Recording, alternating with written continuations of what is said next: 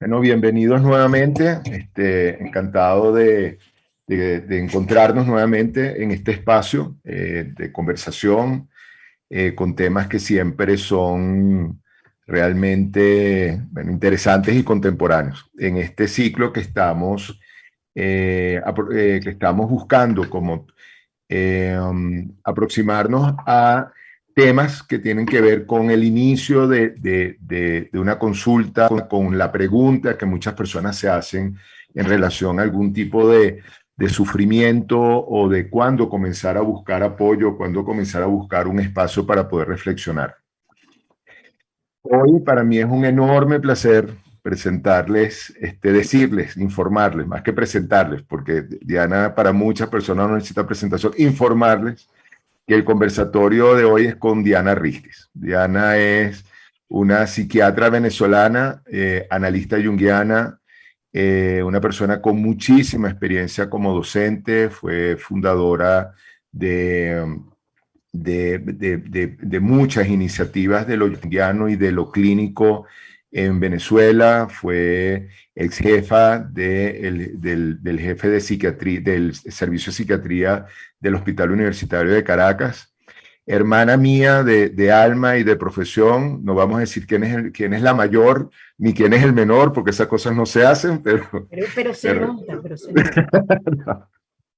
entonces, bueno, es un enorme placer estar aquí compartiendo este espacio con Diana, bueno, y con Felipe Arango, psicólogo, psicoterapeuta de orientación junguiana y quien nos va a acompañar en seguir la intervención, las preguntas, las inquietudes que tengan ustedes como público para al final de la conversación, entonces, darles la palabra y poder responder las preguntas que aparezcan y seguir los comentarios que puedan tener. Entonces, bueno, Diana, muchísimas gracias por estar acá. Felipe, muchísimas gracias por acompañarnos. Bueno, para mí es un placer estar acá. Gracias, Eduardo, contigo y con Felipe, que lo estoy conociendo. Gracias. Gracias a los que asistan hoy y que lo vean después en diferido. Estoy muy emocionada de poder conversar contigo estos temas. Okay. Bueno, esperemos que sea tan interesante como las conversaciones que hemos tenido en relación a, que giran, ¿no? En relación a aspectos de lo femenino, porque yo creo que, aunque puede resultar chocante seguir diferenciando lo femenino y lo masculino, yo creo que sigue siendo un algo que nos va a acompañar por un tiempo y que es importante porque lo femenino y lo masculino, si nos olvidamos de género, si nos olvidamos de la sexualidad y lo vemos como la expresión de una determinada energía, lo hemos hablado en otros momentos, como podemos hablar de lo femenino y lo masculino un poco con la referencia que nos viene de Oriente, del yin y el yang, ¿no? Que yo creo que eso ayuda a comprender también, es como son unas energías que se expresan de una manera determinada, este, obviamente, la mayoría de las veces vinculadas con una biología,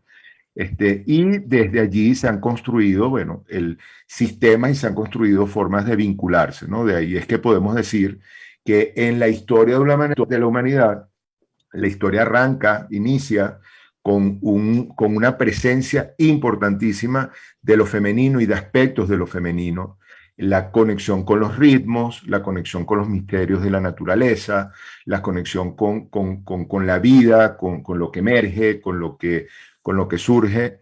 Y posteriormente, entonces, diríamos, cuando esa naturaleza se estabilizó y precisamente gracias a eso pudimos como pasar de un nomadismo a un sedentarismo, empieza a presentarse lo masculino como algo que organiza la vida en sociedad, organiza la vida en la vida cotidiana. Y poco a poco empezó, como si se quiere, como empezó a desplazar lo femenino y entramos en eso que llamamos patriarcado, en el cual tenemos ya siglos, ¿no? Y esto es importante hacer ese pequeño recorrido, porque cuando nos damos cuenta de la emergencia de una cantidad de situaciones en la palestra profesional, en lo público, en lo familiar, en lo sociológico, nos damos cuenta que efectivamente hay ciertos códigos que están cambiando, ¿no? Y hay un resurgimiento, afortunadamente, de lo femenino con una voz y buscando ubicarse en un espacio que muchas veces nos cuesta poder entender o nos cuesta como poder acompañar, ¿no? Que pudiéramos decir que hay un movimiento del patriarcado hacia otra cosa, donde lo femenino nuevamente empieza a aparecer. Y yo creo que por eso es que decidimos como tomar esto como tema, porque pensamos que es muy importante tomar conciencia de lo que está pasando, reflexionar sobre lo que está pasando, amplificar lo que está pasando. Y en eso Diana tiene un camino andado realmente muy rico desde el punto de vista clínico, muy rico desde el punto de vista reflexivo, y en ese tejer de lo psicológico con el día a día muy potente.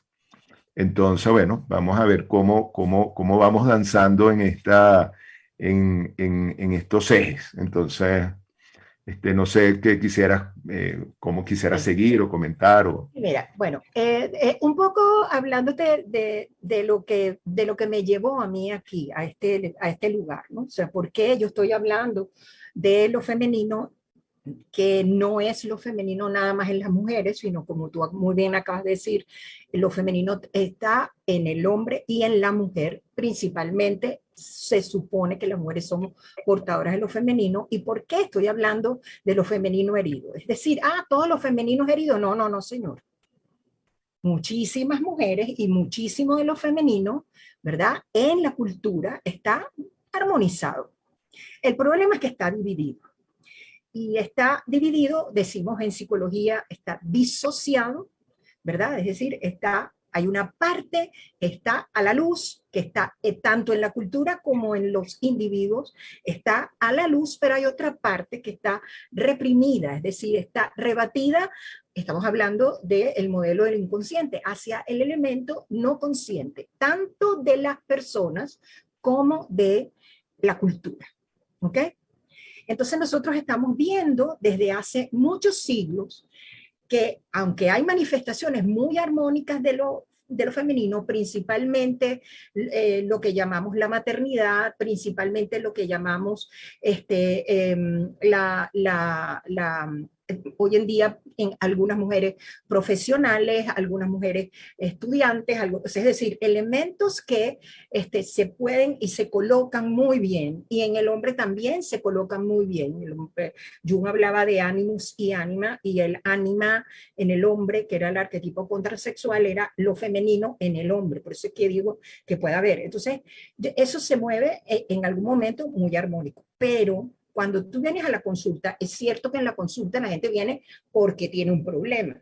Luego, no todo el mundo viene por el mismo problema, pero eh, había una interrogante, yo tenía una interrogante porque tanto en mi propio proceso, que uno para ser analista tiene que hacer mucho proceso, y en mis vivencias personales, como en las vivencias de las personas que consultan conmigo, ¿verdad? Se han consultado conmigo, especialmente las mujeres, que además son mayoría en la consulta, ¿verdad? Tenía que ver con un elemento de sí mismas que no se encontraba. Y cuando esos pacientes eran hombres, generalmente el enigma, la pieza que no encontraban, esa pieza perdida, como la llamo yo, era la pareja, es decir, la mujer, lo femenino, o en sí mismo, o en ellos mismos, cómo manejaban su afectividad y especialmente la emoción, su cuerpo y la relación con una otra, con lo femenino, con la mujer, con su mamá, con sus hermanas y especialmente con sus parejas, ¿no? Dividiendo un poco la mujer para ser madre, la mujer para ser esposa, la mujer para que es tu hermana, con la mujer hembra, la mujer sexuada, la mujer con la que tenían relaciones, con las que tenían una intimidad que no era afectiva, sino simplemente descargaban. Entonces, bueno, habían expresiones existen todavía expresiones hasta muy vulgares, donde tú diferencias, bueno, a la que es tu esposa, le dicen mi esposa, y a la que es bueno, le puedes decir desde cuero hasta otra cosa que empieza con Q, que no voy a decir, pero hubo algún momento en la consulta donde yo recuerdo que ya yo no me podía contener, y yo decía, bueno, ¿cuándo es que le vas a ver la cara y no la parte de atrás, que es un poco a lo que se estaba refiriendo, ¿no? O sea, yo salí con unos traseros o pongo no sé qué, y había una cosa, pero había un fracaso continuo, siempre un fracaso en estas relaciones. O tenían unas mujeres idealizadas totalmente, eran así como unas novias que habían, incluso algunos ni siquiera se habían atrevido a aproximarse a ella, otras veces y bueno, las salidas con estas mujeres que sí eran como para estar con ella y ya, y simplemente, pero no para enseriar. En cuanto a las mujeres, la pieza perdida se trataba de no puedo dormir, sufro insomnio, vivo con ansiedad, tengo todo resuelto, ya soy profesional, estoy bonita, estoy delgada, me he operado o no me he operado, pero tal, exitosas en sus carreras, en sus profesiones, ya habían estudiado, es decir, eran lo que podrían decir las feministas el epítome de la mujer liberada, pero o no tenían pareja o la conseguían brevemente y después no la tenían, no encontraban esa pareja. También tenían personas que tenían trastornos de alimentación, que por un lado eran muy exitosas, estaban estudiando, estaban a la par y tenían amistades y tenían no sé qué, pero sufrían de lo que se llaman trastornos de alimentación, donde muchos de ustedes sabrán, algunos no, pero están la anorexia, que es el trastorno restrictivo, el trastorno mixto, que es un poquito mixto, o sea, decir, purga, bonita y restringe, y el trastorno bulímico, pero también la obesidad, o sea, el comer excesivamente. Entonces, este manejo con el cuerpo, que a pesar de que estaban delgadas, de que habían conseguido lo que necesitaban, de que hacían ejercicios, de que estaban preparadas, de que estaban no sé qué, ellas no encontraban su cuerpo hermoso, no se sentían armónicas con su cuerpo y de alguna manera en el cuerpo la expresión que existía era la ansiedad y la angustia. Eso presentaba una interrogante. En muchos casos, tú hacías diagnósticos tradicionales como la histeria. Está disociada.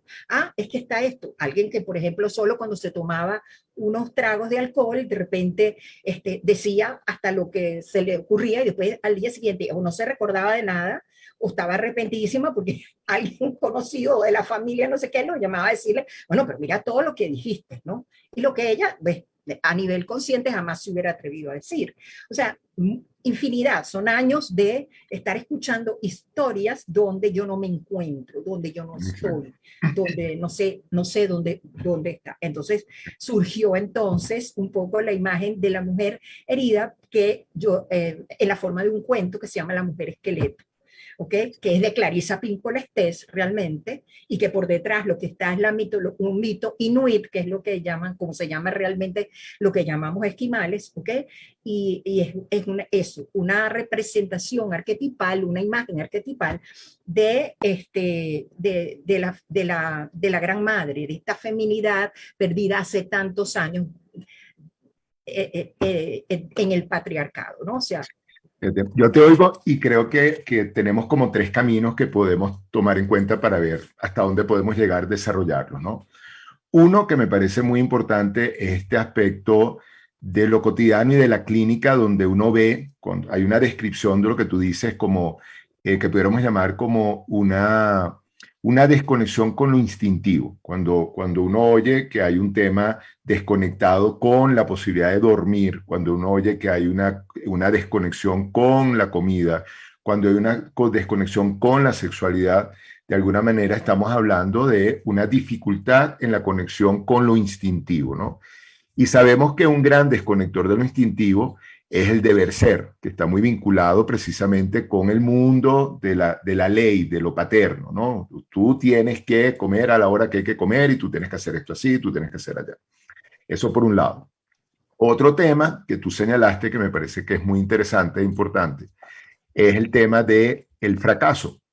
En una cultura, en una contemporaneidad donde todo apunta a ser exitoso y hay unos ideales de ser exitoso. O sea, el tamaño de la casa, las propiedades, el carro, la estética, el ideal de belleza física. O sea, hay toda una cantidad de referentes de éxito y cómo efectivamente nosotros encontramos que muchas personas llegan a consulta por una sensación de fracaso, y un fracaso como si fuera una cosa inusual o una cosa anormal. Y el tercer tema, sería como el tercer camino que pudiéramos tomar ahí en cuenta, es esta referencia a los sueños, que me gustaría, la quiero nombrar, vamos a ver si nos da tiempo de desarrollarlo, porque entre otras cosas Diana es una excelente cuentacuentos y además en nuestro trabajo como analistas junguianos, el tema del cuento como un elemento de amplificación al mundo interior y a la psicología es de una riqueza en todos los sentidos, ¿no? Es rico y es bello. Entonces, bueno, yo diría que ahorita empiezan a aparecer estos tres caminos, ¿no? Escoge el que tú quieras como para seguir, para irnos moviendo por ahí, el que tú quieras. Es que los tres están relacionados, ¿ok? Para mí, los tres estuvieron relacionados en lo que era mi búsqueda. Porque básicamente esto es una búsqueda de Diana Riz, que es que de alguna manera la encuentro junto con las personas que asistieron a mi consulta, hombres y mujeres, mujeres y hombres. ¿Con qué? Los inclusivos y los intermedios, que no sé ahora cómo se llaman, pero ok, no hay problema. Entonces, fue una búsqueda y un tratar de encontrar. Y lo primero que me hizo buscar a mí en mi vida fue el fracaso. Fue el fracaso y yo recuerdo que no solo ya yo había leído Aproximación a la Feminidad de Fernando Rizquez, que un poco esto se llama Aproximación a la Feminidad, pero herida, un poco. Alguien me dijo, estás continuando los pasos, no sé qué, pero era una aproximación a lo femenino, porque básicamente por allí era donde estaban las cosas, yo me manejaba muy bien con las palabras, en la universidad, como estudiante, como no sé qué, pero en mi vida personal la cosa fracasó. No voy a entrar ahí, pero la cosa fracasó estrepitosamente. Y entonces, bueno, se acabó Diana Rizquez, la perfecta, la alumnita, la no sé qué, la esto, la otro, no sé qué, la flaquita, no, se acabó. Y con mis pacientes, tuve que entrar en mi propio proceso terapéutico personal, el cual le agradezco profundamente a mi terapeuta Luis Sanz, que siempre estuvo allí. Y luego mi proceso formativo dentro del junguiano, y luego después mi acompañamiento a los y las pacientes, a todos, a todos los que asistían al consultorio. No me gusta mucho decirles pacientes porque me los pone pasivos, y la verdad es que no ha sido pasivo. Y como te dije, esto fue lo que encontré. Y me pareció que cuando yo buscaba en la histeria, yo no encontraba. Y me encontré primero con Fracaso de Rafael Cadena, pero en el ensayo de Ansiedad Cultural, de Conciencia de Fracaso, de López Pedraza, ¿ok? Que dice, bueno, el fracaso existe, el fracaso es un tema sombrío, no se habla ni siquiera en la consulta, que es lo que pasa, pero además el poema de Rafael Cadenas, ¿no? Fracaso, lenguaje de fondo, pista de otro espacio, ¿no? Es decir, me has limpiado con tu áspera esponja, o sea, va diciéndolo mucho más hermoso de lo que yo lo puedo recitar, no me lo sé de memoria, pero me ayuda a mí a decir, bueno, me has dejado en mi propia desnudez. Y cuando tú te quedas en tu desnudez en lo femenino porque no tienes posibilidad de éxito en un momento determinado como en tu feminidad, no la tienes. ¿Por qué? Porque, bueno, fracasaste como esposa, como mamá, la verdad que no es tan chévere. Bueno, pero estudiaste, pero entonces, bueno, sí, ok, pero entonces te ven como dirían los americanos, opinionated, ok, y de repente yo encontré que mis pacientes decían lo mismo. Bueno, entonces tengo voz, pero realmente la tengo. ¿Cuál es mi voz? ¿Cuál es mi cuerpo? ¿Cuál es? Entonces, buscando en la histeria, bueno, ánimos posesa o la mujer fálica. Yo decía, sí, está bien, tiene algo que ver, pero es decir, esta mujer que blande el falo como su tarjeta de presentación, ¿no? Que es un poco lo que los junguianos llamamos, los psicoanalistas, la mujer fálica, pero, y que es parte de la histeria, es decir, se apropia del falo del hombre, ¿verdad? Y entonces lo hace suyo y con eso castra al otro, pero además ella se hace poderosa, nunca directamente, y entonces uno empieza a buscar, y los junguianos pues hablan de animus possessa, es decir, estás poseída por tu parte masculina. Entonces, bueno, ¿dónde está lo femenino aquí? ¿Qué pasó con eso?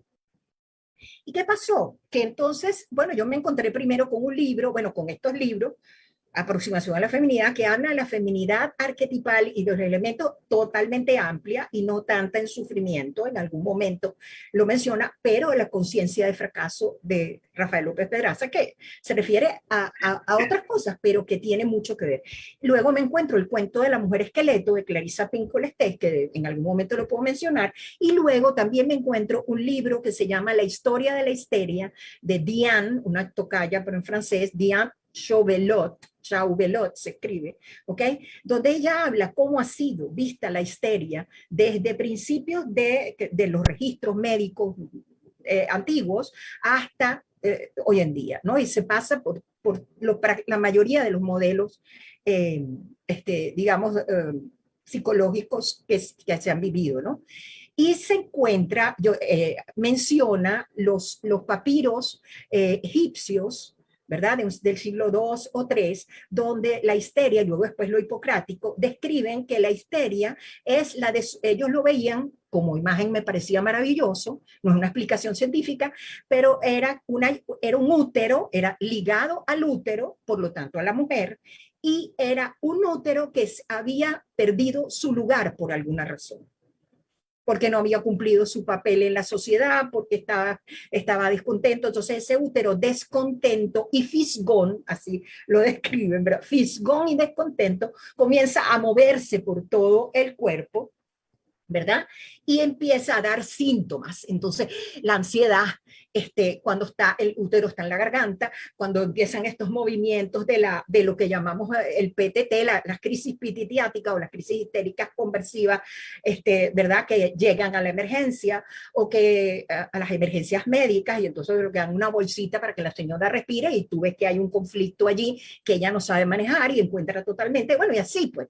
Entonces, este útero, en este caso, tanto estos papiros como Hipócrates decían un poco lo que cada uno fue después interpretando con los modelos psicoanalíticos lacanianos y hasta el junguiano, porque yo juraba que yo inventé el agua tibia cuando encontré, viste, lo del útero, el útero desubicado, esto es la imagen perfecta, y resulta que Micklem ya lo había escrito hacía un buen rato, sé que había inventado el agua tibia, pero fue buenísimo ese descubrimiento, porque yo entendí que entonces como símbolo el útero era no literalmente de la mujer, sino de lo femenino. Y un femenino que estaba descontento, que hacían los hipocráticos, le ponían unos penecitos con una forma de saumerios, con olores agradables, para que el útero se contentara y comenzara a bajar a su lugar y tomara su lugar. Y una vez que estaba tomada su lugar, pues entonces esta mujer estaba dispuesta a hacer. Luego después fueron las brujas y las quemas de las brujas. Luego después entonces empezó la histeria con Charcot y entonces Freud,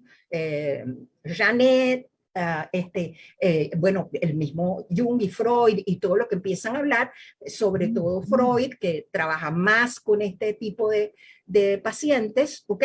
Y nosotros nos encontramos esto. Entonces tú dices, bueno, te acostumbraste a que la gente hasta peyorativamente dice, es que eso es una histérica, y resulta que la histeria es mucho más amplia que eso y tiene que ver con un femenino que está herido, que está desubicado, que no está en su lugar, que ha perdido su lugar y que está perdido de sí mismo, que no se reconoce que no está. Y entonces toda esta sintomatología que viene a la consulta, ansiedad, insomnio, el no poder decirle nada a tu marido, o el no poder decir nada a tu mujer, o yo estoy haciendo todo lo que un hombre debe hacer, pero tiene no sé qué, estar relacionado con una sintomología. Y por eso la histeria siempre se vio como multiforme, como que se presentaba de muchas cosas. ¿Por qué? Porque es el resultado de un complejo prácticamente cultural, no solo personal, sino cultural de lo femenino. Esa es un poco, no sé si se está comprendiendo o estoy siendo... Sí, fíjate, yo quería como de repente, oyéndote, creo que para ponerle como alguna imagen, tú me dirás si estás de acuerdo o no, porque creo que esto no lo hemos conversado previamente, pero fíjate, oyéndote, yo creo que por un lado, tenemos que recordar que venimos de siglos donde lo femenino literalmente le corresponde a la mujer y lo masculino literalmente le corresponde al hombre. Por eso hay cantidad de leyendas donde hay una pequeña transgresión en la búsqueda de la naturaleza, donde hay hombres que se visten de mujer. Por ejemplo, en los mitos, muchos mitos de Dioniso, había hombres que se vestían de mujer. En los ritos chamánicos vemos hombres vestidos de mujer, un poco como uno lo puede leer, como invocando lo femenino a pesar de ser hombres. Y viceversa, cuando vemos estas leyendas de mujeres que tuvieron que vestirse y disfrazarse de hombres para entrar en el mundo de la academia o el mundo de la guerra o en el mundo, vemos que hay una literalización donde lo femenino le corresponde a la mujer y lo masculino al hombre. Es decir, lo femenino blandiendo el útero como falo. Exacto. Y fíjate que yo lo comento porque oyéndote, yo no sé cómo te digo, si será como muy reduccionista, pero cuando hablamos que la histeria, cuando hablamos de histeria, estamos hablando básicamente de una disociación. O sea, yo tengo una esencia, pero vivo de una manera diferente, ¿no? Y ahí podemos ver cómo ese femenino literalizado en la mujer y en un deber ser, con una madre modelo que modela, que dice lo que es y lo que no es ser mujer y ser femenino, de repente genera esa disociación. Y también un hombre que tiene lo femenino en sí, que no lo reconoce, no lo conoce, sino solamente una parte, ¿verdad? Lo tiene también disociado. Exacto. Entonces, y lo tiene él puede querer mucho a su esposa, pero tiene que buscarse una hembra, porque lo tiene absolutamente separado, ¿no? Por ejemplo. Sí. Y yo creo que lo interesante, y es a lo mejor Jung fue el que tiró la primera piedra, que empezamos exactamente a entrar en esa comprensión de lo que lo femenino no tiene por qué literalizarse en la mujer y lo masculino no tiene por qué literalizarse en el hombre.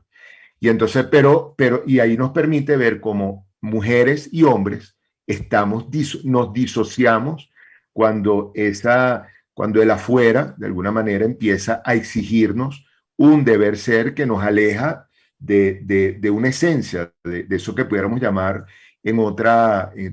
con otro lenguaje, cuando nos alejamos de lo que es nuestra alma, lo que es la esencia de nuestra naturaleza, lo que nos apasiona, lo que nos conecta.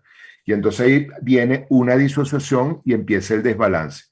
Y el desbalance casi que por definición aparece como síntoma. Entonces, es como esa metáfora o ese símbolo de algo que se salió de su sitio, ¿no? Que en el caso de lo femenino es el útero que se desprendió de su sitio. Está descontento en un mundo que solo considera como primordial lo masculino, y entonces lo femenino no se reconoce. Es decir, es como dicen esto, el cuento de los paradigmas, que dicen que los oriundos de América, cuando venían las carabelas, como no conocían una carabela, no la vieron, no la reconocieron.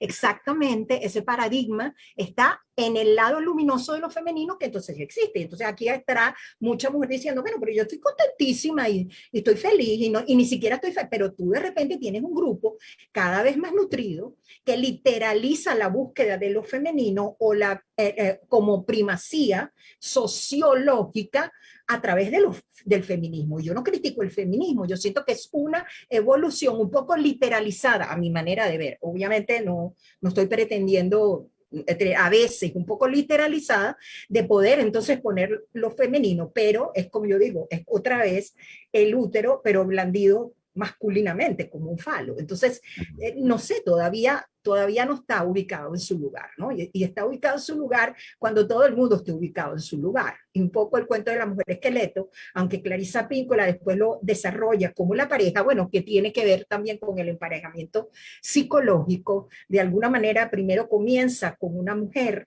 que había desafiado al padre, y eso puede simbolizar en un momento determinado precisamente lo patriarcal o en la cultura, o de alguna manera a veces hasta literal en las familias de las pacientes, ¿verdad? He desafiado el deber ser, ¿estamos claros? Y entonces quedo hundida en una caleta, pierdo absolutamente mi cuerpo, me vuelvo un esqueleto, ¿ok? Totalmente descoyuntada, a merced de las corrientes, y ahí me quedo y pierdo el cuerpo. Y pierdo el cuerpo. Y yo recordaba una jovencita que consultaba conmigo, que ella decía, y me ha dado permiso para un poco no citarla, eh, que ella decía que su no cuerpo, ella tenía un problema, un trastorno de alimentación restrictivo. Y entonces, entre otras cosas, porque eso era lo sintomático, pues. Y ella me decía en un escrito, porque escribe muy bien, hace muchos años y era prácticamente una adolescente, me decía, mira, es que mi cuerpo es mucho más manejable que mi no cuerpo. Perdón, mi no cuerpo es mucho más manejable que mi cuerpo. No sé qué hacer con mi cuerpo. Que estaba en ese momento, como dices tú, literalizado en la comida, en ser flaca, en ser gorda, en ser esto, en ser no sé qué cosa, en un cuerpo que no se veía ni siquiera como estaba, aunque estuviera bien delgada, ella no lo veía, ¿ok? Ella había perdido incluso, había distorsionado su figura corporal, ¿ok? Entonces ese síntoma llegaba casi a la alucinación de un no cuerpo, porque necesitaba desaparecer el cuerpo porque juraba que lo tenía muy grande. Y si tú lo ves literalmente, también la obesidad por el otro lado, o lo que tiene que ver con la bulimia, es el aumento exagerado del cuerpo o la desaparición, la pretensión de la desaparición del cuerpo físico es el no cuerpo, sigue siendo el no cuerpo, tanto para este extremo como para el otro. Entonces, si tú, o sea, lo femenino, sí, todo, lo femenino y lo masculino se viven en la psique y se viven en el cuerpo. Pero imagínate tú, la mujer que además concibe y prácticamente el deber ser es que debes tener hijos, que debes casarte, que debes tener no sé cuánto, o sea, la feminidad luminosa y está muy bien, ¿verdad? Imagínate que está entonces tan ligado al cuerpo. Incluso tienes un cuerpo dentro de tu cuerpo durante un tiempo, ¿verdad? Está tan ligado a cómo te ven también y cómo eres vista, ¿verdad? Que entonces eso, hay una cosa donde yo no sé por dónde estoy bien, estoy mal. Bueno, dime tú, ¿no? Si mi esposo de repente no me habla o no me dice porque lo emocional no, tampoco lo maneja porque él tiene que proveer y también está sobrecargado porque ese es el otro aspecto, lo masculino sobrecargado. Entonces, bueno, la mujer esqueleto es pescada por un pescador que está buscando pescado todo el tiempo, que digamos, buscando alimentación para su aldea. Y él llega a esa caleta ya en desesperación porque ya no encuentra más peces, pero él está sobrecargado. Y en un momento determinado pesca algo, dice que cree que pescó algo demasiado grande y resultó que es la mujer esqueleto. Él no se da cuenta que su sedal quedó prendido y cuando aparece la calavera, se lo describe maravilloso, por favor lo pueden leer porque es maravilloso como está descrito, la calavera, o sea, es decir, esta visión horrorosa, él no sabe que la tiene prendida en su sedal y entonces empieza a huir. Llega a la orilla, pisa pescado y mientras tanto la mujer esqueleto toda sigue prendida del sedal y lo sigue y él cree que lo está persiguiendo y ella lo que está prendida por el sedal del pescador Enganchada, como diríamos. de lo masculino, ¿ok? Enganchada. Y entonces hablamos de los enganches en las relaciones también, ¿no? Está enganchada y está descoyuntándose todavía más en el camino porque él está huyendo de esta visión horrorosa, femenina, revestida de sombra, que está abandonada hace tanto tiempo, que la esqueleto no reconoce y que el pescador tampoco. Lo femenino no lo reconoce, lo masculino tampoco. Y entonces, bueno, aparece la cuaima, la medusa, la no sé qué, y empezamos a ver todas las mitologías después de los elementos patriarcales, y Jung nos decía, vean las mitologías, porque ahí está volcada toda la psique colectiva. Entonces, bueno, empezamos a ver todas estas mitologías donde siempre hay una feminidad que hay que vencer, que es horrorosa. Y entonces, bueno, aparece entonces no eres feminista, sino eres feminazi. Ustedes no han oído hablar de eso. Porque puedes irte, porque al principio va a salir como un elemento absolutamente desbordado, como un elemento que todavía está distorsionado. El cuento nos cuenta que él llega, se compadece y comienza a ordenar. Primero la desenreda del sedal, la desenreda de su propio hilo, la desengancha y la desenreda. Y luego después empieza a organizar los huesos, pero todavía ella queda como esqueleto. Ese trabajo es un trabajo, es decir, es lo masculino organizando. Y a veces uno se pregunta si una mujer ánimos no está haciendo ese esfuerzo O un hombre que de repente se pone muy dominante con su mujer, no está haciendo ese esfuerzo. Déjame organizar eso de que está aquí. ¿Ok? Y entonces queda tan agotado que se queda dormido. Y nos dice Clarisa Píncola este en su maravilloso cuento, a veces cuando soñamos, una lágrima se desprende. ¿Y qué hizo la mujer esqueleto? Que no se atrevía a mover ni a decir nada para que no la lanzaran otra vez a la caleta. Otra vez ella empieza por lo menos verse su armazón, ella bebe de la lágrima del pescador dormido con una sed de muchos siglos. Así lo dice, yo no estoy diciendo nada, la poética no soy yo, es Clarisa Píncola. Y bueno, bebe de esa lágrima y calma su sed. Y después se puede parar y comienza una danza, pide prestado el corazón del pescador, que hace de las veces de un tambor ritual, y con ese tambor ella empieza una danza pidiendo carne, pidiendo encarnar. Y cuando ella pide encarnar, precisamente entonces hace carne, se mete bajo las pieles del pescador y después dice, termina el cuento colorín colorado, que yace de la buena manera. Pero entonces te muestra, ¿no?, varios elementos. Uno es un masculino que tiene que ser compasivo y comprensivo, que organice. Es decir, no puede ser lo femenino solo, después de que ha estado perdido tanto tiempo. Me pregunto qué dicen las feministas cuando yo uso esto como metáfora o como serie de símbolos para poder comprender un proceso de volverse a integrar como ente femenino. Íntegro y no, o sea, y lo masculino idénticamente igual, o sea, y también un poco que este masculino en algún momento organice, pero que también descanse, que descanse para que pueda estar. Entonces, no es un asunto de bandos, es un asunto de conjunción y no de confusión, como te decía yo el otro día, ¿no? O sea, no cambiar la letrica de J por F, ¿no? Es un elemento donde yo siento que ahorita estamos como muy confundidos con esto de lo masculino y lo femenino, y quizás es necesario también, ¿no?, para poder llegar. Jung siempre decía que el síntoma era un para qué, apuntaba hacia la integración de algo, y lo que tendríamos era que aprenderlo de ver en las imágenes y los sueños que la persona va produciendo. Mis pacientes produjeron miles de imágenes en sueños que tenían que ver con la iniciación. Esta jovencita que decía que su no cuerpo era mucho más manejable que su cuerpo, ¿verdad? Ella tuvo un sueño donde aparecía una especie de presencia que era casi un pellejito, pero muy antiguo, guindada de un gancho. Y después, sincronísticamente, cada una por su lado, porque yo no entendía esa imagen, nos encontramos con Inanna. Inanna, que sí es ya... bueno, al borde de lo matriarcal o el patriarcal, la reina de los cielos y la tierra, que tiene que bajar a encontrarse con su hermana en duelo, ¿verdad? Y que es vista con el ojo de Ereshkigal, y entonces es despellejada y su pellejo es guindado para volver a ser regestada por Ereshkigal. Y de lo que está hablando es de un rito de iniciación femenina.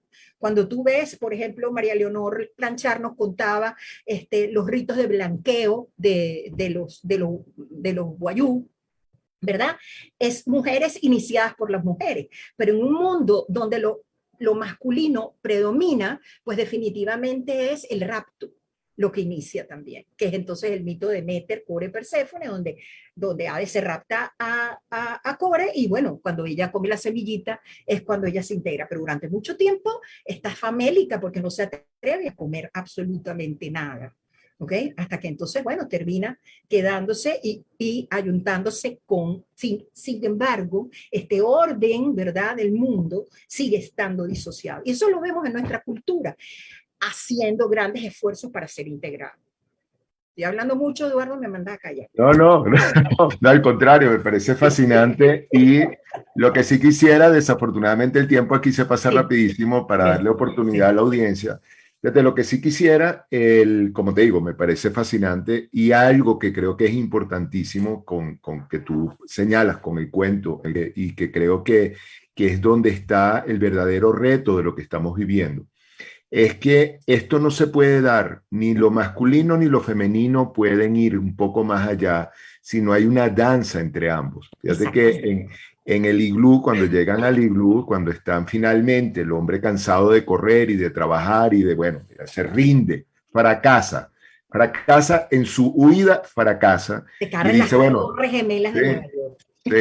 Entonces, y cuando ella ya no tiene más nada que hacer, bueno, la llevaron y entonces, bueno, ¿qué hacemos? Entonces empieza un trabajo entre dos, ¿no? Él acepta que está ahí y ayuda a desenredarla. Fíjate que es un trabajo en equipo, es un trabajo de la mónada, de lo femenino, del yin y el yang danzando juntos, Exactamente. ¿no? Es como primero lo masculino ayuda a desenredar, de alguna manera pone algunos huesos en su sitio, o sea, hace un trabajo, pero ella también le toca un trabajo, que es Así es. reconocer que tiene sed finalmente, de alguna manera sentirse como atraída por esa fuente que es esa lágrima y después pedir carne. Yo creo que lo espectacular de esto es cómo uno ve un trabajo en equipo, una danza, que el tema es que uno no se puede sin el otro. Yo creo que la caída y el fracaso del patriarcado es haber pretendido que se podía sin lo femenino. Entonces, estamos, hay todo un movimiento hacia lo titánico, que eso no lo vamos a tocar hoy, eso es otra cosa. Pero entonces no hay la danza de lo femenino y lo masculino, sino es lo masculino en titán, en un elemento tiránico, y lo femenino sintiéndose muy sola y con miedo bueno, de aparecer, porque cuando aparece entonces es visto con horror. Lo que dices tú, mi pareja cuando aparece con ciertos elementos, yo la veo con horror, no, no me muestres eso. Entonces, No te lo puedo oír o no te lo puedo entender o no lo reconozco, sí. ¿no? Entonces creo que ese punto, creo que es clave de repente como para empezar a mover la confusión en nuestra audiencia y la curiosidad. Ustedes me dicen porque yo no veo las preguntas, ¿no? Entonces, No, no, ahí es donde Felipe nos empieza a movilizar todo esto. Entonces, Felipe, no sé si hay preguntas, si hay comentarios. Los hay, sí los hay. Hay comentarios muy cálidos alrededor de ajá. los dos. Em, Ha sido un viaje súper interesante. He disfrutado cada una de las amplificaciones mitológicas que han salido hoy. Les agradezco muchísimo por este ejercicio y bueno, darle tanta vida, tanta carne a la mujer con este tipo de aportes que llegan al alma. Yo tengo una pregunta para ti, Diana.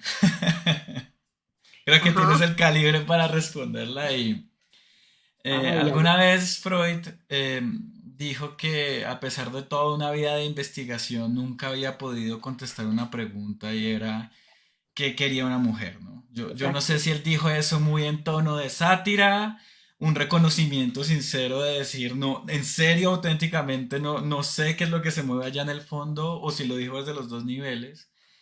Pero me gustaría saber, ¿tú qué le responderías a Freud si tuvieras la posibilidad de plantarte frente a Uy. frente y él te dijera eso? Aquí en Venezuela decimos mucho camisón para Petra, pero bueno, Petra yo. Ajá, bueno, mira, Felipe, a ver, este, ¿qué es lo que quiere una mujer?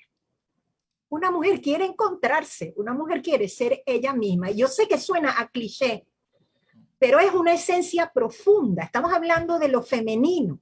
La mujer quiere encontrar un femenino que está revestido de horror y de oscuridad, pero encontrarlo de otra manera. Aparece así. Entonces, le es muy difícil porque le aparece en forma de, bueno, no sé, de rabia, de horror, de malas relaciones, de incomprensión a veces, o de ella misma como un elemento que se va destruyendo muchas veces o se va saboteando. ¿Ok? Y en el fondo, quien está enfrente tuyo, incluso quien te habla, lo que, lo que, lo que necesita es compasión, que no es lástima, lo que necesita es comprensión, compasión de aquel que le acompaña en ese viaje de descubrimiento de sí misma. Entender quién eres requiere mucha compasión y lo requieren los hombres y las mujeres. Y creo que con los hombres también hay que ser tan compasivos. Por eso yo no creo en estos movimientos que excluyen lo masculino o a los hombres de entrada, porque de alguna manera, aunque muchos hombres me ven a mí como feminista, porque bueno, la verdad es que mi ánimo está bastante, bastante a la flor de piel, pero de alguna manera es por esa visión, porque estamos acostumbrados que cuando aparece lo femenino siempre está de una forma discordante, no estética, no agradable para nuestras emociones y para... Entonces es muy difícil, ¿no? Antes de Freud, creo que se lo preguntó, hay una leyenda por ahí que dice que el rey Arturo también resolvió el problema, y entonces le aparecía la bruja, esta que estaba casada, y entonces él estaba casado y en la noche se volvía una mujer espectacular, y al final la solución que da es ser ella misma, es tener un poco de conocimiento de ese aspecto que es tan difícil de contactar cuando aparece, porque otro es armónico, ¿ok? Otro es armónico. Si yo tengo armónica, mi madre y mi hermana y tal, bueno, yo voy tranquila, y la esposa y tal, yo voy tranquila, ¿no? Fíjate, complementando eso, y creo que viene a la pregunta y a la respuesta. Fíjate, el tema de la represión y la aparición del deber ser es tan fuerte que está este mito de Eros, perdón, de Zeus y Hera peleándose un poco para ver en la sexualidad quién disfruta más, porque Zeus, bueno, era un gran infiel y andaba con todo el mundo y tenía una sexualidad, bueno, increíble. Por ahí dicen que la mitología griega, si la ponemos en términos de la sexualidad de Eros, son 20 tomos. Si la ponemos en temas de Eros, de Zeus como tal, es un librito de este tamaño. Entonces, bueno, pero en esa sexualidad empieza esta pregunta entre Hera y Zeus, y deciden llamar a Tiresias, porque Tiresias, el adivino, que en esa época no estaba ciego, había sido, en una época había sido mujer. O sea, es como un elemento de bisexualidad en ese personaje de Tiresias. Y entonces se reúnen, llaman a Tiresias y Zeus le pregunta, mira, aquí estamos Hera y yo, y Hera, como no, mira, aquí el hombre es el que lleva la sexualidad y el hombre es el que, y por eso es que tú, y por eso es que esto, y por eso es que aquello, y le dicen a Tiresias, mira, tú que has sido hombre y mujer, en qué condición has tú disfrutado más de la sexualidad? Y Tiresias le dice, yo como mujer. Y en ese momento Hera entra en furia y es donde ciega a Tiresias, donde de ahí en adelante Tiresias es el adivino ciego. Pero ahí vemos ya cómo hay un elemento del deber ser, el cómo se debe ser y el silencio, o sea, cómo Hera, siendo mujer, de alguna manera no soporta que otro ser humano revele un secreto destinado a lo femenino. Y creo que ahí nuevamente aparece lo que dices tú, ¿no? El no poder ser, el no poder expresarse, el no poder conectarse.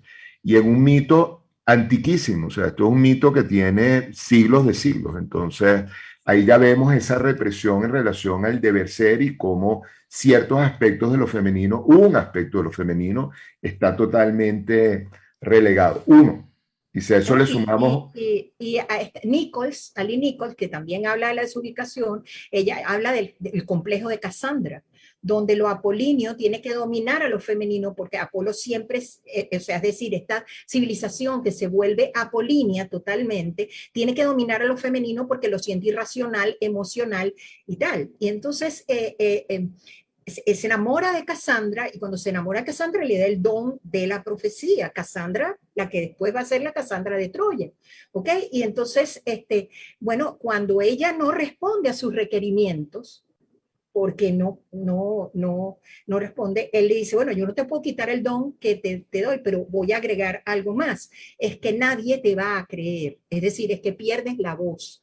Entonces yo también te diría, Felipe, que tiene que ver eso, que tu voz sea creíble, porque puedes hablar y siempre te van a decir, está hablando como un hombre, o esa es una feminazi, o este es un no sé qué, o qué está diciendo esta, realmente lo que está es agrediendo, o sea, incluso uno con su propia voz. ¿Cómo usas la voz? ¿Cómo usas tu propio decir? ¿Me explico? No sé si eso No, responde. mira, si hubiera sido el doctor Freud, me hubieras hecho muy feliz. Muchas gracias. Me hubieras dado una línea para seguirme preguntando muchas cosas Una respuesta muy sentida, muy bonita y muy desde el mitos, ¿no? Que es creo que Sí, sí, el desde la nivel desde imagen. toca responder esa... Que hablando de teoría junguiana es encontrar un ánimo compasivo, es Ujú, poder integrar el ánimo primero probablemente para encontrar con ese ánimo compasivo que a veces lo hace un terapeuta enfrente, ¿verdad? Pero a veces es uno o con los sueños, no sé qué, que te ayuda a poder también entonces integrar el elemento escondido que todavía está revestido de sombra, está tan revestido de sombra y bueno, en esa sombra el horror, ¿no? O sea, todos los elementos tan oscuros, ¿no? ujú. Por ejemplo, una medusa, ¿no? Que no sé, que después hay, bueno, hay muchas junguianas que han hablado de esto y entonces hablan que entonces lo femenino de matriarcal pasó a ser algo horroroso y que, por ejemplo, Medusa, la gorgona, es un rastro de esa feminidad ya que se hace desconocida y por desconocida y extraña, como la bruja Baba Yaga o las brujas no sé qué, se atemoriza y es representado como un elemento horroroso, pero a veces sale efectivamente como un elemento horroroso. Bueno, maravilloso. Han traído algunas preguntas y comentarios que vale la pena anotar acá. Ajá. Primariamente creo que ustedes mismos ya respondieron la pregunta sobre lo apolíneo y bueno, y lo emocional. Respondieron muy bien a J.R. Tim, que precisamente preguntaba por este aspecto. Yo quiero traer, no, ahorita voy a traer más preguntas, pero me gustaría traer dos comentarios valiosísimos del profesor Lisímaco Henao, que está acá con nosotros. Feliz de tenerte Hola, por acá, Lisímaco. Lisímaco. Saludos. Él trae dos comentarios muy valiosos respecto a la literalización como de lo masculino y de lo femenino. Él dice, lo masculino ordena, organiza, es cierto, pero si se literaliza, horroriza a las mujeres que pueden decir, otra vez los hombres organizándonos a nosotras, eso es Así, mansplaining. Y dice, hay que leer simbólicamente. Y exactamente. por otro lado, complementa, él es muy hábil para generar unos equilibrios siempre. Él trae este tema de lo femenino vincula, acerca, interioriza, pero si se literaliza, horroriza a los hombres que pueden decir histéricamente, las mujeres nos van a debilitar, necesitamos una vida simbólica. Entonces, bueno, muchas gracias. Es cierto, pero gracias a Lisímaco comprende esto porque tiene una comprensión profunda. El problema es que en la cultura y en la vida cotidiana esto es literalizado, tal cual, como él dice. Tanto lo masculino, que es un poco lo que decía Eduardo en principio, o sea que el problema es la literalización del rol de lo masculino y de lo femenino, y además en el hombre y en la mujer. O sea, ese es el problema, ¿no? Que no se simboliza y no se profundiza, ¿no? Exactamente. Bueno, Romy L. Merino trae una pregunta cuando ustedes hacen la alusión al desenredo. Ella pregunta, ¿el trabajo de desenredo siempre es entre dos o puede ser propio interno? Propio interno también, propio interno también. Es que estamos hablando de la masculinidad y lo femenino dentro de uno y también en una pareja o un terapeuta y uno, o una terapeuta y un, o sea, pueden ser dos o una relación de cualquier tipo, pero también adentro. El emparejamiento interno existe. Simbólicamente estamos hablando de lo masculino, no del hombre necesariamente, ¿ok? Y de lo femenino, no de la mujer necesariamente. Cuidado con la literalización, como nos dice Eduardo y Lisímaco, ¿no? Yo quería agregar que uno pudiera decir que el desenredo implica la mayoría de las veces un primero fracasar un poco, ¿no? Cuando nosotros vemos usualmente estar enredado, es un tema muy yoico, un tema muy de las cosas otra vez como son. Por eso es que en la mujer esqueleto, para comenzar el desenredo, tiene que haber un otro que ayude, ¿no? Primero ella diciendo, mira, yo no puedo con esto, estoy aquí, este sedal está dando vuelta por todos los huesos, por todo, de alguna manera no puedo sola. Y no olvidemos que el primer trabajo de psique es un trabajo de desenredo, es el diferenciar esta enorme pila de granos de cereal. Y en ese momento, cuando ella dice, yo no puedo con esto también, entonces aparecen los ayudantes que ayudan a desenredar. Entonces creo que esa pregunta, lo interesante que tiene es que Muy buena precisamente no. pregunta, Romy. Sí, sí, no. Y creo que es excelente además porque nos recuerda cómo simbólicamente hay un tema de cómo apagar la luminosidad del ego, del yo, que quiere ponerlo todo, ¿no? Quiere resolver y quiere resolver el problema y quiere poner, entonces, bueno, ¿cómo hago para comprar la casa y comprar el carro y tener la acción del club y tener tantos hijos y meterlos en el colegio? Y ¿cómo salgo de ese enredo? Mijo, bájese de esa cosa yoica, conéctese un poco más desde lo femenino y lo masculino, que es válido para esa vivencia, la vivencia del ser humano como desde su esencia. Entonces, buenísimo. Muchas veces, eso, tanto el hombre o la mujer, lo femenino no reconoce muchas veces el placer, por ejemplo, ¿no? No lo reconoce. Y yo recuerdo una consultante que ella me decía, yo le decía, anda, aparte mal hecho, bueno, los psicoanalistas me van a excomulgar y los jungianos probablemente también, pero yo le decía, bueno, mira, yo quiero que tú hagas como una tormenta de ideas, un brainstorm, y que tú ese brainstorming, ¿ok? En ese momento todavía no me han puesto el sello de jungiana, así que bueno, es mi descargo, ¿no? Yo quiero que tú hagas esto. Y entonces siempre le mandaba y le decía, ella estaba sintomáticamente muy deprimida. Y entonces yo le decía, anda, yo quiero que me digas y me traigas un día, no sé, lo que hayas hecho, lo escribes si quieres, si no quieres, lo traes si quieres, y no, pero bueno, vamos a ver qué trae. Y entonces ella siempre decía, no, es que no lo pude hacer, me quedé a la mitad. Hasta que un día ella decide que va a hacer limpieza en su cuarto y entonces tiene una cantidad, él me dice, de eso yo tengo muchísimo. Se presenta de sorpresa en el consultorio con una bolsa de basura negra, pero esas grandotas, que son las más grandes, y me la pone ¡pah! En el medio del consultorio. Mi consultorio es como una salita, ¿no? Y entonces me la pone ahí en el medio y eso está lleno de papelitos. Y me dice, aquí está toda esta tarea que tú me has mandado, no sé cuánto, no sé qué, aquí está. Y empiezo yo, tú sabes, como dicen ahí, como si fuera un bombo, un sorteo, empiezo a sacar papelitos y papelitos. Y cuando yo voy a ver, son tareas que hacer. Tengo que hacer esto, tengo que hacer lo otro, o sea, hacer macramé, hacer no sé cuánto, tender la cama, arreglar el cuarto, reparar la silla, y no sé qué. Yo le digo, pero si yo que estoy diciéndote que te gusta, simplemente que te gusta. Yo me di cuenta que ella, ese lenguaje, no lo comprendía. Ella tenía absolutamente fusionado el deber ser y el deber con el placer, con el propio gusto, con lo que te apasionara o con lo que te gustara, simplemente lo que te guste. Estaba totalmente allí. Y entonces tuvimos que empezar a desenredar el hilo, ¿ok? Tan poco a poco, empezamos por qué es gustar.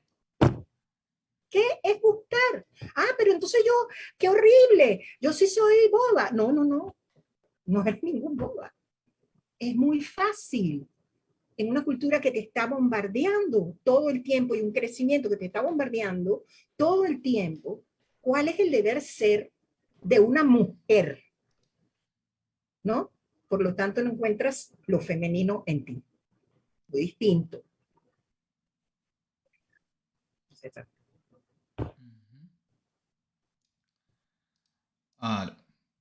¿Están oyendo bien?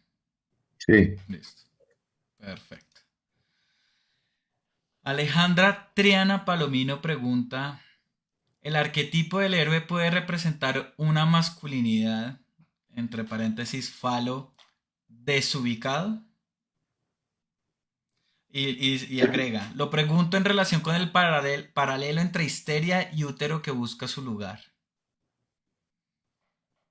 Yo quisiera comenzar la respuesta y después Diana la continúa. Vamos a hacerlo al revés. Te lo pido. Sí.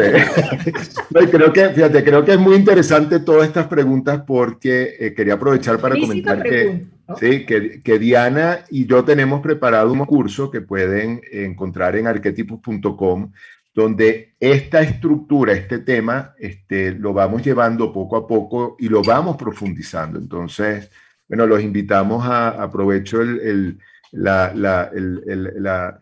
¿cómo se llama? El momento del patrocinador para comentar sobre el curso, pero en relación a la pregunta y dar la respuesta. Fíjate, yo creo que hay algo en esto que hemos estado hablando y hablando y hablando de la literalización. El mito del héroe se ha ubicado, se ha enmarcado en lo masculino. Yo creo que lo interesante que está sucediendo es que hay una pregunta acerca de no la mujer héroe, no, es la heroína. Una cosa es una mujer con una vida heroica desde una representación masculina y otra cosa es una mujer que vive su vida de una manera como heroína. O sea, yo creo que ahí sí es importante ese ejercicio del género, del artículo, del sustantivo en género, ¿no? El héroe y la heroína, creo que es importante porque nos ubica precisamente en la energía de lo femenino y la energía de lo masculino. La mayoría de los trabajos, los primeros trabajos sobre el camino del héroe y lo heroico, que son Otto Rank, Jung, Joseph Campbell, la gran mayoría de los primeros obviamente estuvo enmarcado dentro de una visión masculina de leyendas de héroes masculinos. Cuando nosotros empezamos a movernos y empezamos a darnos cuenta que hablar de femenino masculino en el desarrollo no tiene ningún sentido, nos damos cuenta que obviamente lo femenino también tiene una evolución y tiene un desarrollo que la mete en el camino heroico. Yo diría que ahí quizás la diferencia es que el primer trabajo que tiene lo femenino es que tiene que validar su voz en este mundo patriarcal. Entonces es como que lo femenino y lo masculino van haciendo el camino del héroe. Lo masculino llegó porque ya lo patriarcal dice, bueno, ya llegó, ya cumpliste, ya etcétera, etcétera. Pero lo femenino se queda incompleto. Y es en el momento ese que valida su voz frente a lo patriarcal que puede seguir su camino. Entonces, yo creo que esta visión, nuevamente, tratando de hacer el ejercicio de no quedarnos con el hombre o la mujer, el héroe o la heroína, sino verlo dentro de la comprensión simbólica, es sumamente importante. Entonces, ahí le dejo la palabra a la doctora Rizquez, que aparte es una de mis heroínas favoritas porque ha logrado como... Mira, bueno, Dito, comencé por ahí, idem. Ajá, mira, no, sí, estoy de acuerdo con lo que dices. Bueno, mira, yo siempre decía, a mí me da mucha risa porque cuando trabajamos con Héroe y Psique, yo siempre decía, ajá, ok, también descubriendo el agua tibia. Recuerdo que en los seminarios decía, esto es la individuación femenina, lo heroico femenino. Entonces yo me acuerdo un profesor que me decía, ningún héroe. No sé qué. Y la verdad es que cuando tú empezabas a ver este desarrollo de psique y con Eros como desarrollo, yo siempre decía, sí, es verdad, la verdad es que, ¿cómo puedes llamar esto heroico? No es como lo llamamos en nuestra cultura lo heroico, si ella siempre se está lanzando al río, lanzando en la torre, dice, ya no puedo más, yo no tengo que hacer qué, y se queda dormida, ¿no? Entonces tú dices, bueno, heroico, ¿qué? Que dentro de los parámetros culturales, conscientes, egoicos, por supuesto que esto no cuadra. Y literales no cuadra. Estamos claros. Pero en ese proceso totalmente distinto, que además en nuestra cultura ha sido literalizado, y creo que un poco también Lisímaco trataba de decir eso, y estoy completamente de acuerdo, que los orientales son más sabios porque hablan de yin y yang, que son dos fuerzas, digamos, complementarias que hacen el universo, y este es el principio del Tao, ¿no? Y de alguna forma, o sea, es decir, que hacen esta completud, ¿no? Y que uno y otro, y cuando vemos ese símbolo que tiene, que están entrelazados, pero además cada uno como un circulito del opuesto, ¿no? Dentro de sí, y son fuerzas que se manejan diferente. Yo creo que de alguna manera sí que sin Eros y sin la misma aparición de una Afrodita, de una Afrodita en venganza, ¿verdad? Furiosa, porque estaba destronada, porque las diosas olímpicas por lo general, lo que nos dicen, aquellas indianas que han explorado más Anne Cashford y Jules Sanford, creo que en la diosa, en su estudio importantísimo, casi antropológico de la diosa, nos dicen, es que son diosas destronadas. Entonces siempre, a veces, aunque están en un lado bien y están muy bien, ellas son destronadas. Y por eso Hera no puede aguantar que se diga un secreto más. ¿Me explico? Que se diga una cosa más.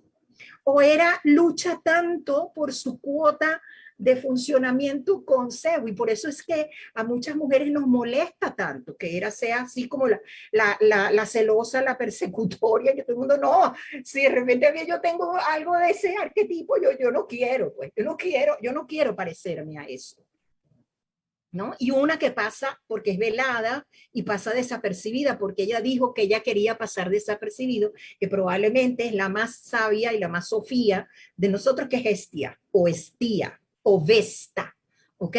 Que es la que decidió que ella se salía de esa dinámica olímpica, porque ya no tenía nada que ver con eso. Y ella es el centro y es la periferia y es el espacio, pero es el centro, es ella misma. Lo que significa el arquetipo de lo virginal, cuando no está patologizado, cuando no sale en sufrimiento, y acuérdense que patos es sufrimiento, es que ella es ella misma, en sí misma. Ella es un mundo. Entonces, ¿cómo lo transita? Como ella misma. Sí. Bueno, Diana, realmente ha sido un placer enorme tenerte aquí. Las preguntas que quedan pendientes los invitamos a aproximarse a nosotros por el correo info@arquetipus.com.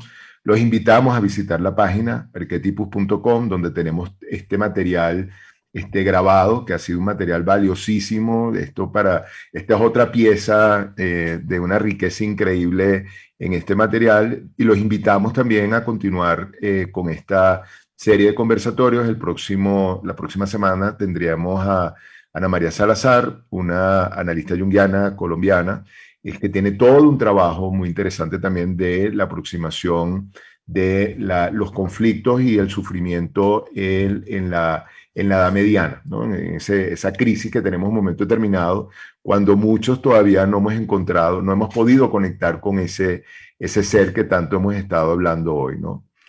Diana, de verdad que un placer, como siempre. De verdad que los invito al curso. Es un curso de una riqueza y donde estamos intercambiando este tipo de cosas, y vamos a tener la posibilidad de profundizar más todavía. Muchísimas gracias Muchísimas gracias. Gracias a ti, gracias Felipe por ese pase y por las buenas preguntas, y a todos los que hicieron preguntas. De verdad que ha sido un placer. Me he sentido muy cómoda y muy feliz de poder compartir con ustedes. Qué rico. Te lo agradezco porque sé, bueno, todos los inconvenientes que tenemos en Venezuela con este tipo para conectarnos, mantenernos conectados. Entonces, de verdad que de corazón, muchísimas gracias. Y un placer, de verdad. Te quiero mucho, de verdad que cada día reafirmo más que eres mi hermana profesional y mi hermana de alma. Querido. Sí. Mi hermana querida. Sí. Bueno, y Felipe, muchísimas gracias porque nuevamente este puente es fundamental para poder como alimentarnos, enriquecernos, y que esto realmente tenga un sentido. Siempre comentamos que el sentido de hacer esto es poder comunicarnos con ustedes, y ustedes son la fuente de reflexión y que nutren todo esto. Entonces, ustedes como audiencia, muchísimas gracias por estar allí y por continuar acompañándonos. Entonces, hasta luego. hasta la próxima. Chao. Gracias.